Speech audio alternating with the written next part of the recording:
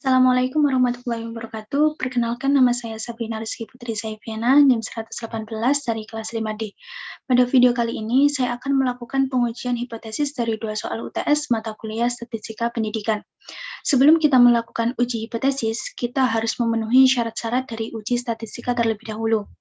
Syarat-syarat dari uji statistika yaitu ada 2, antara lain datanya harus berdistribusi normal dan datanya harus berupa rasio atau interval.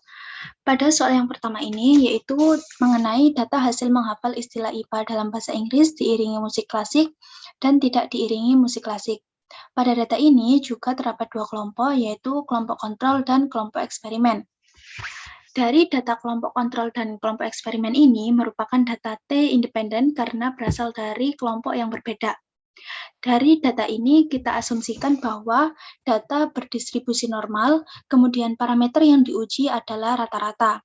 Kemudian H0 merupakan tidak ada perbedaan rata-rata hasil menghafal dengan diiringi musik klasik atau kelompok eksperimen dan tidak diiringi musik klasik atau kelompok kontrol. Kemudian untuk H1-nya yaitu ada perbedaan rata-rata hasil menghafal dengan diiringi musik klasik atau kelompok eksperimen dan tidak diiringi musik klasik atau kelompok kontrol. Untuk taraf kepercayaannya yaitu 95%, yang artinya taraf signifikannya 0,05. Langkah selanjutnya yaitu menggunakan uji T independen. Sebelum kita menguji T independen, kita harus menguji homogenitas. Kriteria dari pengujian homogenitas yaitu jika F kurang dari F tabel maka H0 diterima. Artinya, ragam populasi 1 dan 2 homogen. Sebaliknya, jika statistik uji F lebih dari F tabel, maka H0 ditolak. Artinya, ragam populasi 1 dan 2 tidak homogen. Dan terdapat juga cara perbandingan antara p-value dengan taraf signifikan. Jika p-value lebih dari taraf signifikan, maka terima H0. Sedangkan jika p-value kurang dari taraf signifikan, maka tolak H0, terima H1. Di sini juga terdapat uji F yang mana dari variabel terbesar dibagi variabel terkecil. Pada sistem Excel, untuk variabel 1 disebut dengan pembilang, sedangkan variabel 2 disebut dengan penyebut. Di sini sudah terdapat nilai dari kelompok kontrol dan kelompok eksperimen. Dari data kelompok kontrol dan kelompok eksperimen ini, kita harus mengetahui mana yang merupakan variansi terbesar yang digunakan sebagai variabel 1 dan variansi terkecil yang digunakan sebagai variabel 2. Untuk langkah-langkahnya yaitu yang pertama, kita ketik di sini yaitu variansi. Di kelompok eksperimen juga kita ketik variansi. Langkah selanjutnya yaitu untuk mengetahui variansi dari kelompok kontrol dan kelompok eksperimen, yaitu menggunakan rumus sama dengan var tts buka kurung, kita drag, kita klik di angka 4, kemudian kita drag hingga angka 6. Tutup kurung. Hasilnya akan keluar. Kemudian untuk kelompok eksperimen sama dengan halnya kelompok kontrol, yaitu dengan rumus sama dengan var tts buka kurung, kita klik di angka 6, kemudian kita drag hingga angka 8, kemudian tutup kurung. Nah, hasilnya sudah keluar. Untuk variansi terbesar dapat dikatakan sebagai variabel 1. Sedangkan untuk variansi yang lebih kecil dapat dikatakan sebagai variabel 2. Maka kita tulis di sini yaitu variabel 1, di sini variabel 2. Maka dapat disimpulkan bahwa kelompok kontrol nilainya, variansinya lebih besar dibandingkan dengan variansi di kelompok eksperimen. Untuk langkah selanjutnya yaitu klik data, kemudian klik data analisis, kita pilih yang F-test to sample for variance. Di sini terdapat variabel one range dan variabel two range. Untuk variabel one range, kita dapat mengisi variabel dari variabel satu, yaitu variabel yang terbesar. Yaitu kita klik di kontrol, kemudian kita drag hingga angka 6. Untuk variabel two range, yaitu variabel 2, yaitu variabel yang lebih rendah. Kita klik di eksperimen, kemudian kita drag hingga angka 8. Jangan lupa labelnya kita centang terlebih dahulu. Di sini alfanya yaitu 0,05. Kemudian untuk output optionnya yaitu kita klik di output range. Kemudian akan kita letakkan di sini. Klik OK. Maka nilainya akan muncul.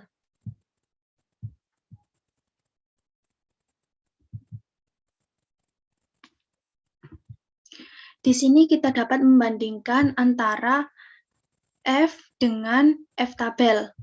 Untuk nilai F yaitu 1,70 sekian, sedangkan untuk F tabel yaitu 2,4 sekian. Kita beri tanda kuning terlebih dahulu untuk F dan F tabel.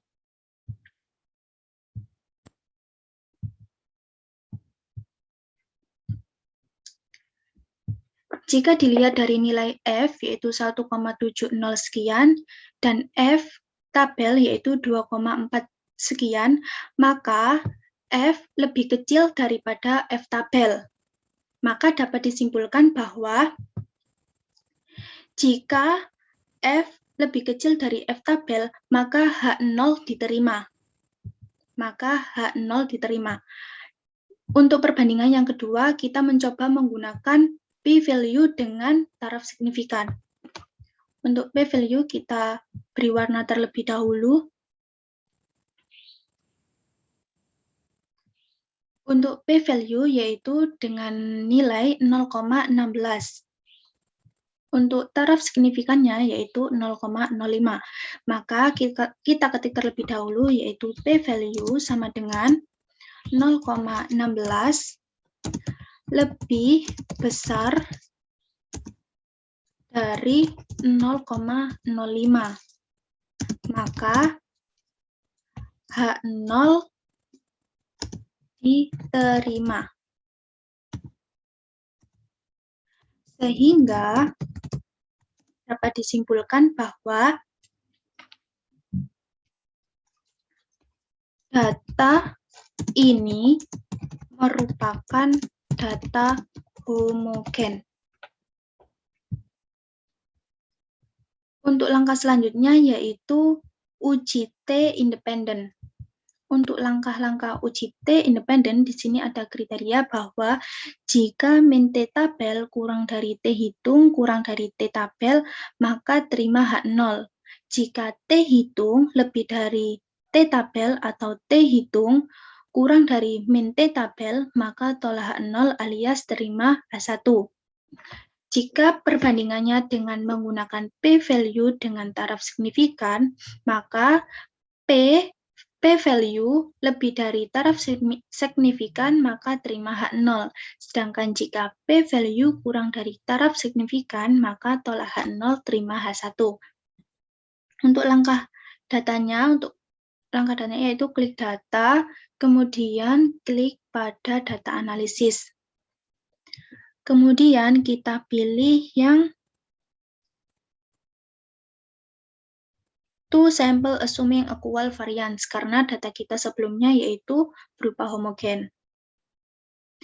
Kemudian untuk variabel one range-nya kita konsisten aja dari awal, yaitu menggunakan variabel 1. Kita drag.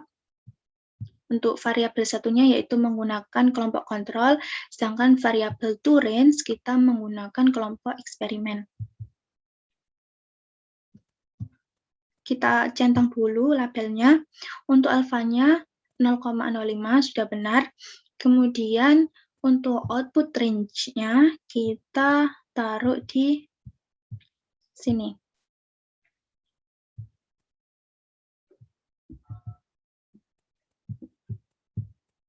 Kita bandingkan dulu, di sini ada T start dan di sini ada T critical to tail.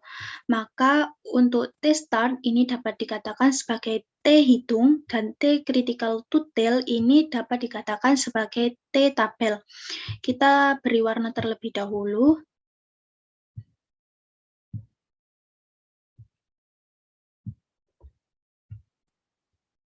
Nah, dapat dilihat bahwa T hitung lebih kecil daripada T critical to tail, yaitu T hitung lebih kecil dari T tabel. T hitung dengan nilai min 2,5 sekian dan T tabel dengan nilai 2,04 sekian. Untuk perbandingan dengan p-value dengan taraf signifikan, kita bandingkan terlebih dahulu, kita beri warna.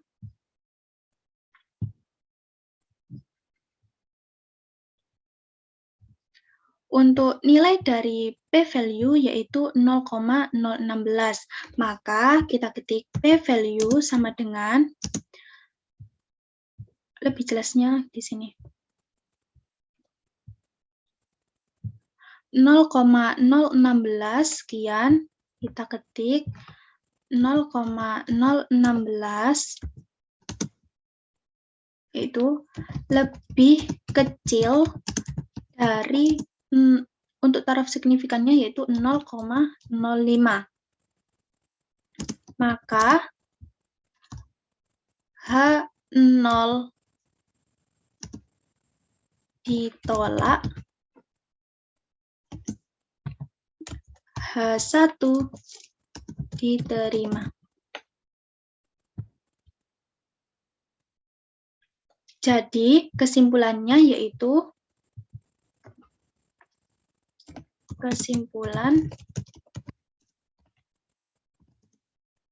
H1 diterima berarti ada perbedaan rata-rata hasil menghafal dengan diiringi musik klasik pada kelompok eksperimen dan tidak diiringi musik klasik pada kelompok kontrol. Kita copy paste saja.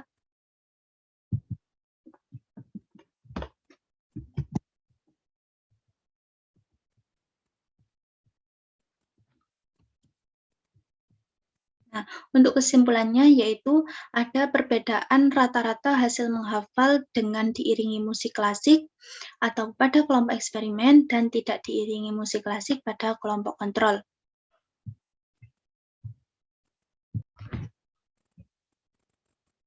Lanjut pada sheet 2, yaitu sama dengan uji T independen yang tadi, kita harus memenuhi syarat-syarat dari uji statistika sendiri, yaitu ada dua, datanya harus berdistribusi normal dan datanya harus berupa rasio.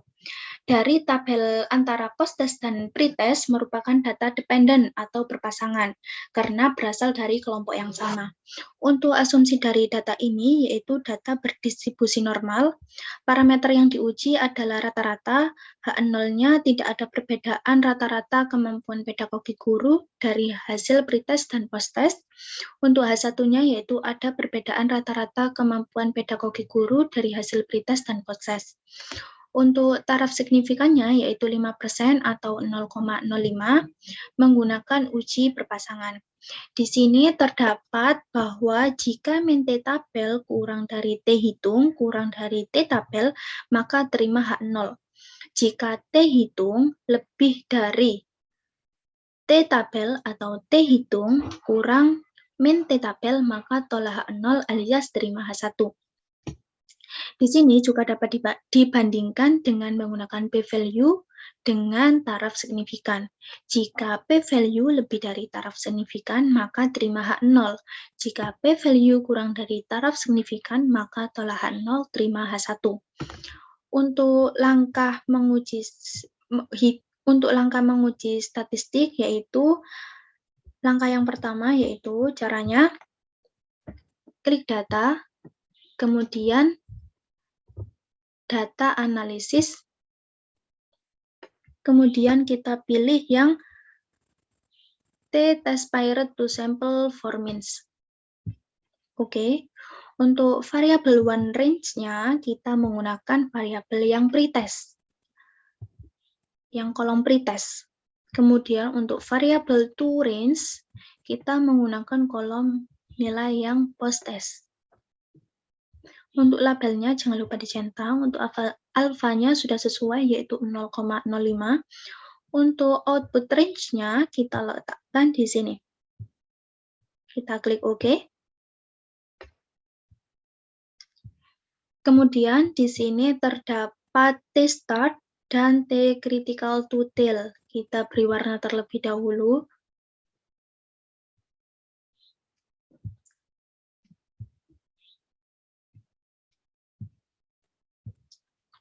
Nah, di sini dapat dibandingkan terlebih dahulu antara T-start dan T-critical to tail. T-start itu merupakan T hitung dan T-critical to tail merupakan T tabel. Untuk nilai dari T hitung yaitu min 5,64 sekian dan T-critical to tail atau T tabel yaitu 2,14 sekian. Untuk perbandingan yang kedua yaitu menggunakan p-value dengan taraf signifikan. Kita beri warna terlebih dahulu. Kemudian dapat dilihat bahwa p-value dengan nilai 0,00006, sedangkan untuk taraf signifikannya yaitu 0,05. Maka dapat disimpulkan bahwa p-value sama dengan, kita lihat terlebih dahulu, kita copy paste di sini.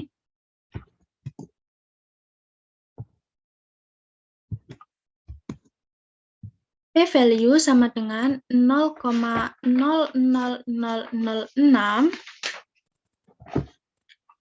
lebih kecil dari 0,05.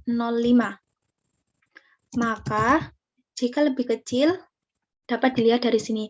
Jika lebih kecil, maka tolak H0, terima H1. Maka tolak H0, terima H1. Nah, maka dapat disimpulkan bahwa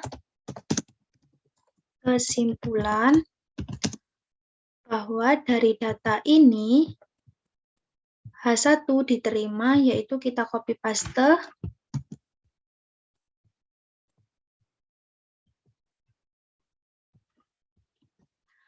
Kesimpulannya yaitu ada perbedaan rata-rata kemampuan pedagogi guru dari hasil pretest dan posttest. Untuk sheet 1 pada soal pertama yaitu mendapatkan kesimpulan bahwa ada perbedaan rata-rata hasil menghafal dengan diiringi musik klasik atau kelompok eksperimen dan tidak diiringi musik klasik pada kelompok kontrol. Sedangkan di soal yang kedua mendapatkan kesimpulan bahwa ada perbedaan rata-rata kemampuan pedagogi guru dari hasil pretest dan posttest. Mungkin itu saja dari saya, kurang lebihnya saya mohon maaf. Wassalamualaikum warahmatullahi wabarakatuh.